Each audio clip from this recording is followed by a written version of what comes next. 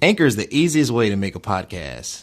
It gives you everything you need in one place for free, which you can use right from your phone or computer. Creation tools allow you to record and edit your podcast so it sounds great. They'll even distribute your podcast for you so it can be heard everywhere: Spotify, Apple Podcasts, Google Podcasts, and many more. You can easily make money from your podcast with no minimum listenership.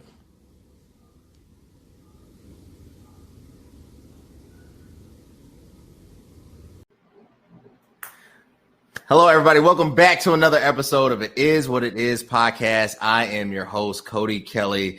I have an awesome and amazing episode for you tonight. I have with me two amazing women, two leaders in their field. The first one, and I'll read their bio, is Ariel Crenshaw. She's a graduate of the University of Southern Indiana. Ooh, I can only imagine that experience. Right now, she's pursuing her master's in nursing. She got her BA in psychology. And she's getting her MA right from UIC. Am I correct in that? I'm sorry? Your MA from your master's from UIC? That's what you're pursuing? Yes. Yep.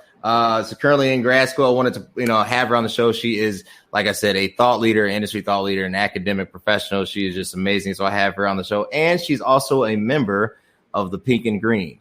And I take my sorrows very seriously. Shout out to my sister, Crystal Jamo. Hopefully she's watching, so I give her a little shout out. I also have with me Stephanie Caston right now, another Chicago native, bachelor's from Loyola, went to Valparaiso University for law school, is attending Pepperdine right now, working on her master's, and she's also working on a degree in film production. So she is heavily academic.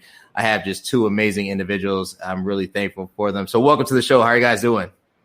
Great. Thank you for having me. Thank you. Yes. Cool. Glad to have you here. So look, let's get into it. It has been a wild start to 2020, a interesting start to the summer. And officially, I think the summer began yesterday. June has been interesting. And I really want to tackle, because it seems like everything is working simultaneously. I want to look at education as a whole. Right. With COVID-19, we understand that, unemployment jumped to 13.3%. It was actually at 14.7, went down 13.3. So it went down a full percentage point. You have over 40 million U.S. Americans unemployed or underemployed right now. So you have this huge gap of just individuals looking for work. And then you just had a graduating class that had to graduate with virtual commencements. My cousin, he graduated, became a doctor, graduated from med school, but his stuff was via Zoom. So a totally different landscape than when we came out. So I want to first start there. And I'll start off with you, Ariel, and then Stephanie, you can address it. Is college necessary? When you kind of look at where you've gone personally and professionally, and the route that you took, and just kind of you got to go to college, you got to get the 4-year degree, you won't be able to survive. I want to start there. Is college necessary? I say to a certain degree, yes. If you're looking to do something in the medical field, I would say you definitely need that training. But as far as anything else, I would say you can pick that up on experience, because a lot of jobs do require you to have a certain amount of years of experience with school. Mm-hmm. So I believe it depends on what exactly you want to do. Stephanie, is college necessary? Absolutely. Aside from, the COVID-19, if COVID-19 didn't happen, I would still say that. Main reason it changed my life. It changed my life for the better. I learned so many things, had so many connections, something beyond high school. To me, high school was just an easy breeze through. The second I went to Loyola, everything went tenfold and the work ethic changed. So yes, we're in a time frame where social media can give you another platform to get different streams of income. But at the end of the day, you're still going to need that education to fall back on, because it's a good fall back on. It may be expensive, but social media isn't going to last forever in order to carry you to that next level. Do you think that there's misconception, and I can start with you right here, Stephanie, about higher education? I know you mentioned, you said, social media isn't going to be the driver of success for the future. But one can't deny its impact, right? One can't deny that you have people who are literally becoming influencers and social, content creators and are bypassing the institutional route to achieve success. So what are the common misconceptions about higher education and the success that it could potentially bring?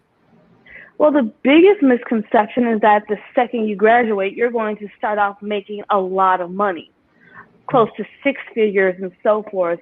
But you are going to make money once you do graduate. I will say that because as an adult, I may be older, but I knew what life was like getting a job without a degree and then getting a job the second I got a degree. I was at the same job for 9 years.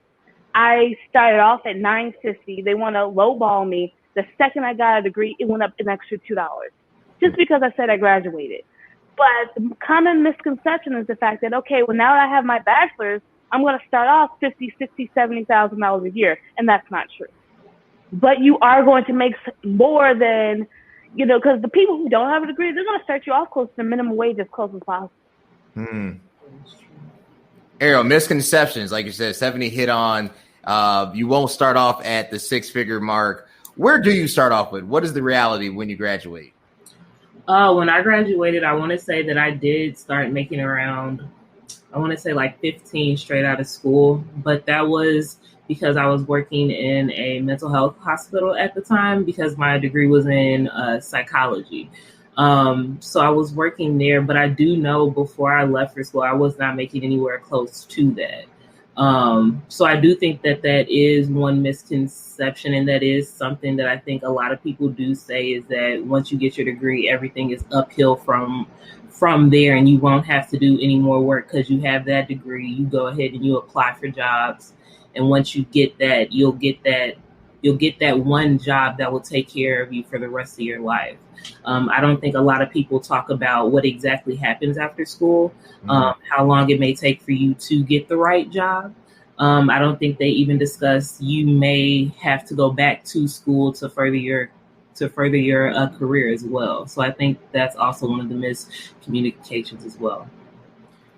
Is it an issue of rebranding higher education? Like I've always said, I think the American system of education is failed on multiple levels. The first thing is, can you justify the necessity for your senior year of high school? Right? Like I think back to my senior year of high school. What really did I do other than go to prom? If the prime of your life is, let's say, from 16 to 21, shouldn't that be the span where I'm utilizing or I'm in an institution that can really prepare me forward academically instead of waiting to after I get to 22, graduate, and then get into grad school? And now I'm really entering into the mid to late 20s. Like, wouldn't you think that'd be the path? And I'll start with you, Ariel. I do think America needs to rebrand how they do school, because I believe we are, and I believe there's one other country that does school this way still. Mm-hmm. But if you look at schools that are overseas, they do school differently, where the aging is different, where they prepare them for whatever courses they want to take, so that they don't have to go into 8 years plus more of school afterwards. Stephanie, as far as rebranding, what does reforming education, higher education, or at least getting to higher education look like? To me, there's a lot of things that need to change with higher education. I think even when I was at Loyola, they stopped giving professors tenure. So that helps. We need more professors of color. We need the education system to be stronger, and that we need higher goals and work ethics to be required. And even in high school, I do remember my senior year, and I did the opposite. Because I didn't have anyone telling me how to get to college, I kind of did things differently. I took all my hard classes my senior year and all my easy classes my junior year. That way, I got on honor roll. I got all A's and B's and did all of my activities. I did homecoming activities, prom, cheerleading, all that stuff, so that when I apply to college, they're saying, oh, wow, you're a well-rounded individual. So you do all these things so I could get into college, and then I could just worry in my senior year. But there wasn't that much of a guidance to helping me go to that next level of education.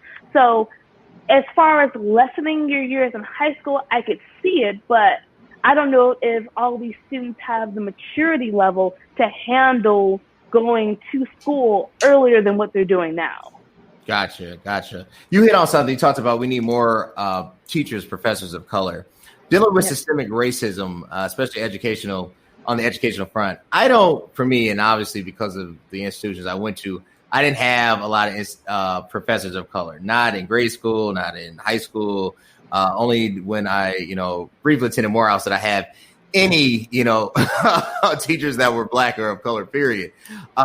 So systemically, tell me about, and I'll begin with you, 70, just some of the obstacles, like I think that education doesn't see itself in some of the portrayals that basically push this narrative of systemic racism. Well, when going to Loyola, I had racist professors. I had one philosophy class where he said that, he kind of glorified and said, I have every philosophy book possible, so you can't get over me as far as terms of this paper. I'm like, all right, cool. I chose nothing but Black philosophers. He gave me a C because he said that he could not verify any of my sources because he didn't have any of the Black professors I wrote down. And I didn't choose, off the wall professors. I chose, Frederick Douglass. I chose well-renowned Black philosophers.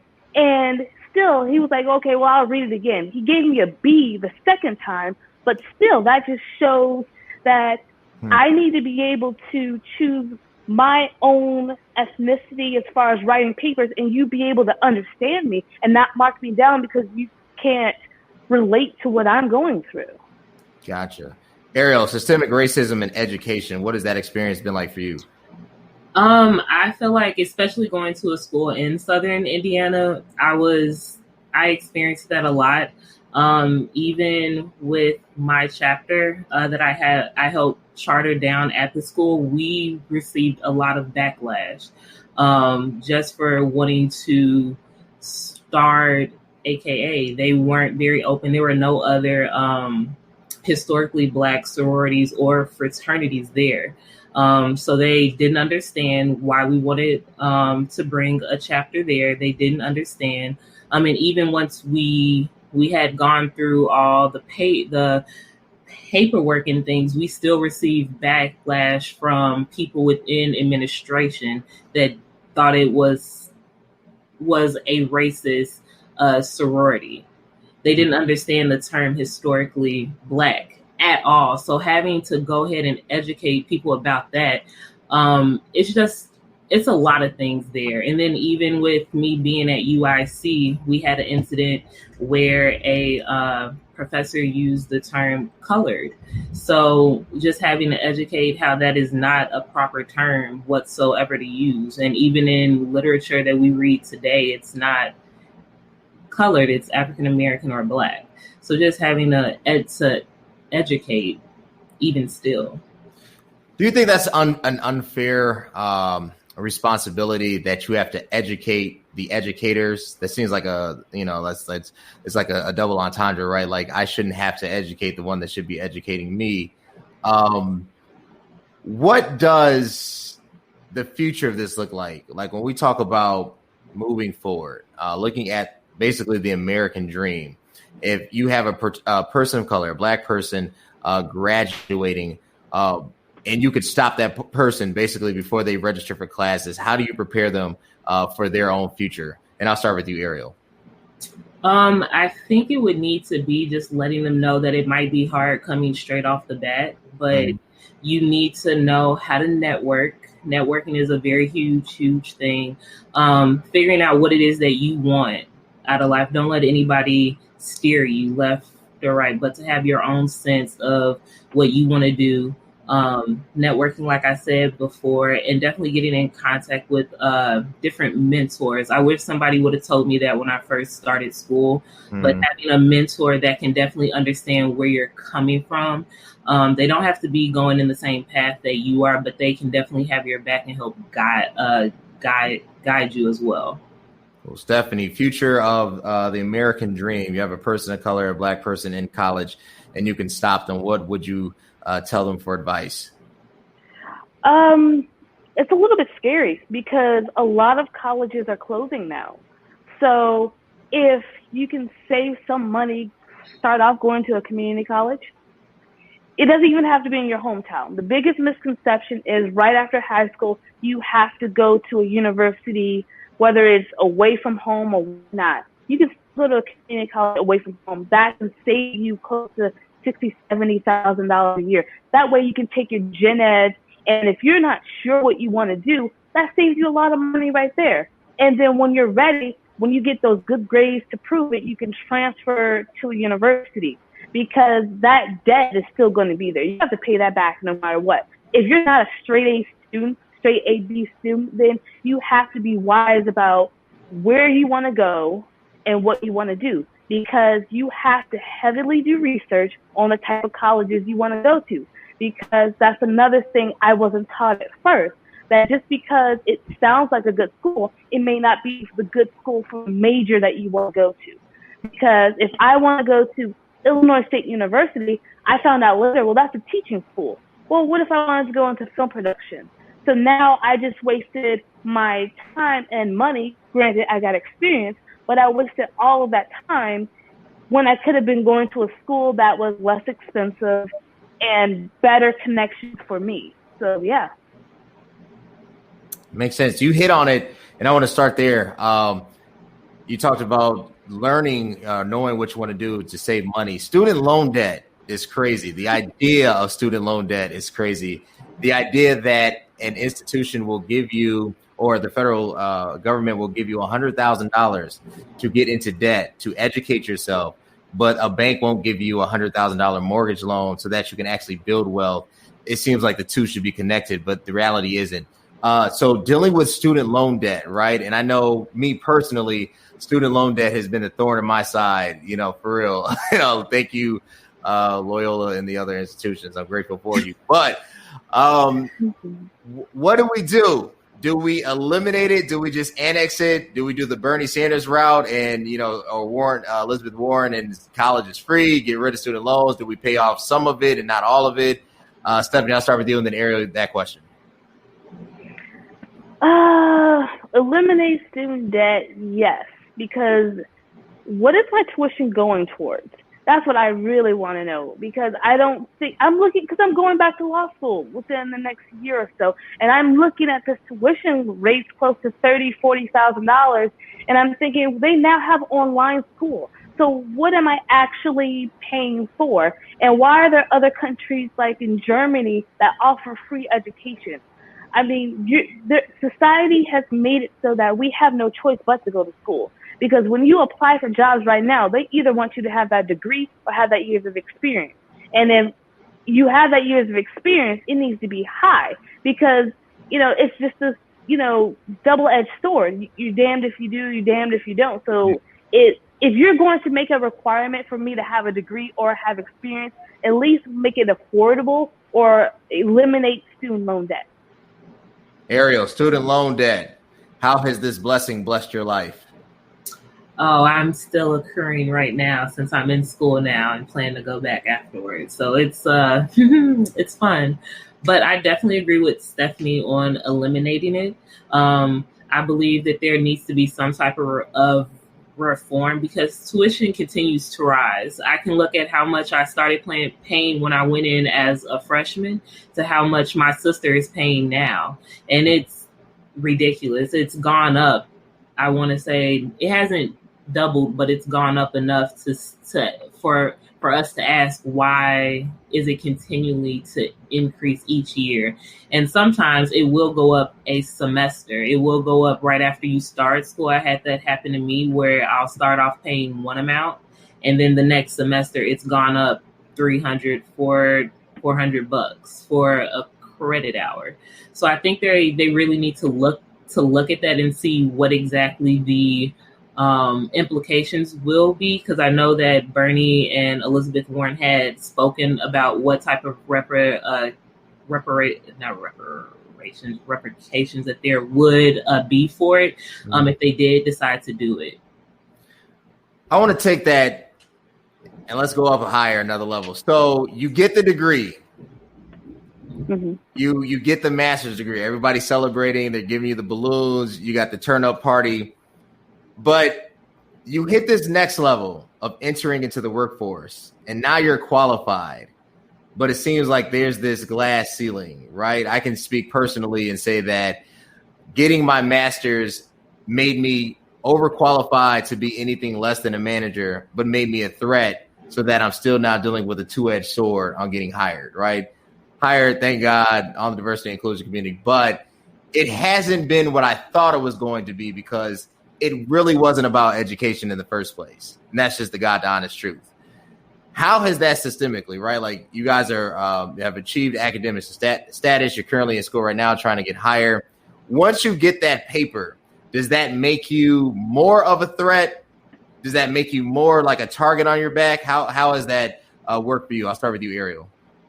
I feel like just being Black in America with a degree, that makes you a threat until things are changed and until we are seen as equal.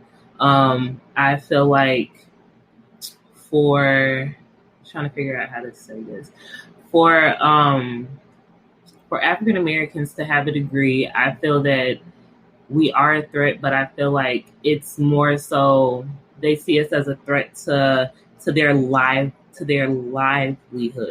So even though we are working to do better for ourselves, to them, it's us doing harm to them and what they see as an American dream. Because we have to remember that America was not built for us. It was built on the back of us.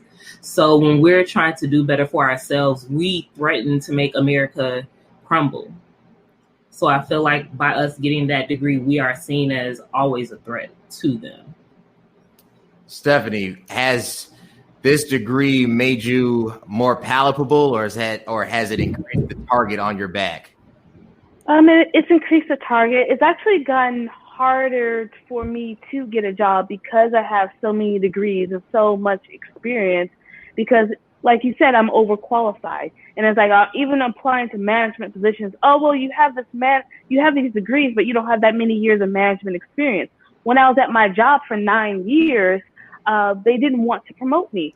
I saw a lot of Black people, but on the entry level. There wasn't Black people in management. There wasn't vice presidents and so forth.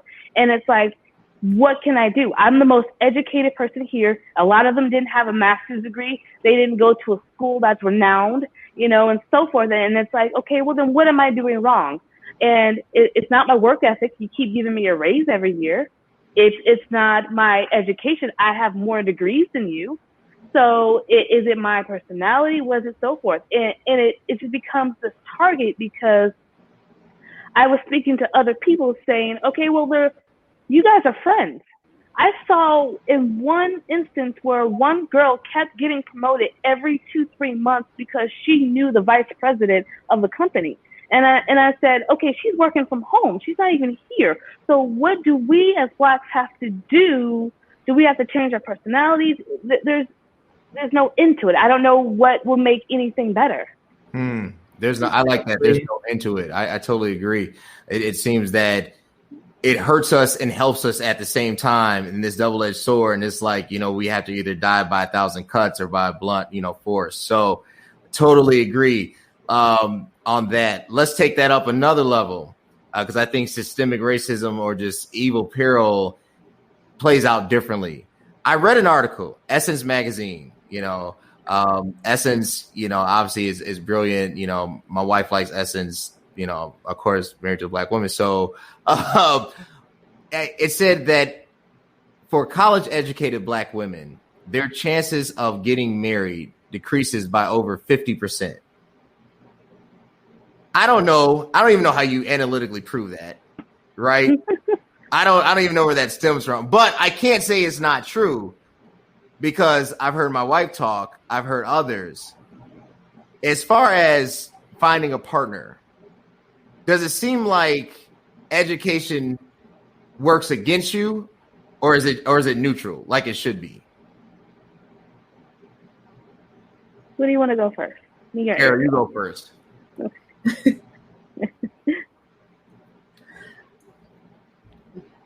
I'm trying to think. I feel like it doesn't hinder us. I feel like it depends on how that person was raised and how they view their blackness and how they view the black women as a whole. Sure.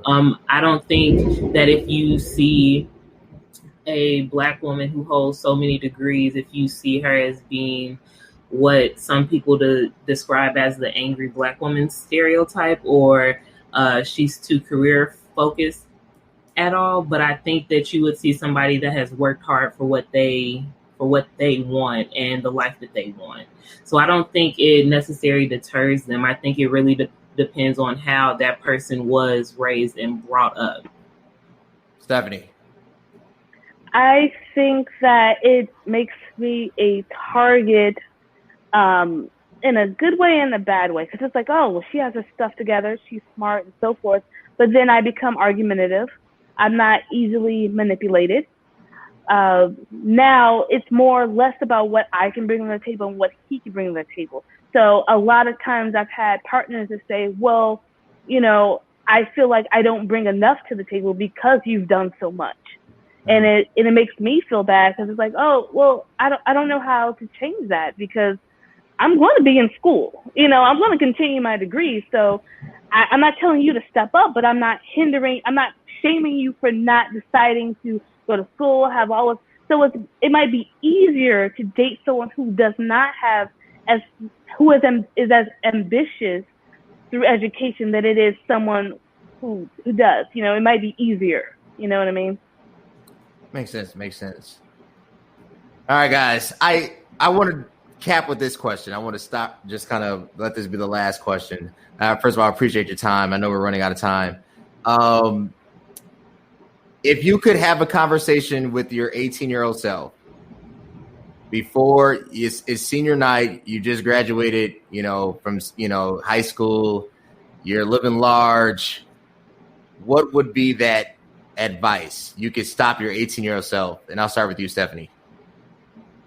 My 18-year-old self, I wouldn't change anything. Well, the only thing I would do was I would study more. I got bad advice my senior year of high school. The worst advice I ever got was, you can go to college and you don't even have to show up.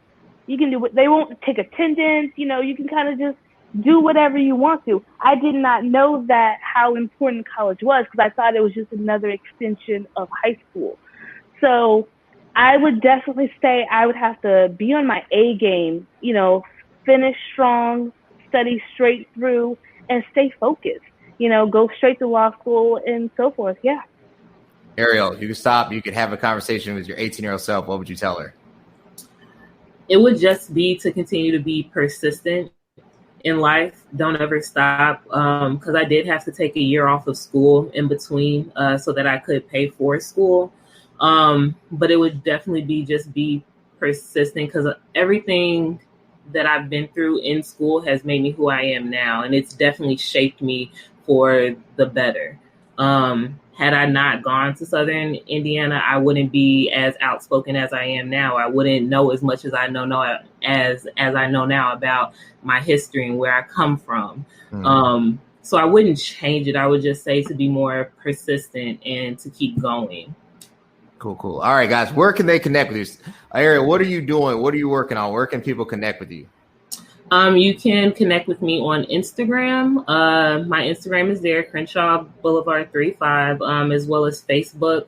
I've been going out to protest and also helping organize some things as well. So stay tuned. Stephanie, where can they connect with you? I would say LinkedIn. And I keep my Facebook private, and I'm not really on Instagram because I'm really trying, because I work in education. So I try to be careful with everything that I say and do because, administration is looking right on me. Gotcha. I totally understand. You got to fly on the radar. Well, look, I appreciate you guys. Thank you again. I appreciate my guests, Ariel, Stephanie. You guys are amazing. Thank you. Anytime you want to be on, you have my word of approval. You can come on anytime to talk about anything. But guys, until next time. Thanks. All right, thank you. Bye.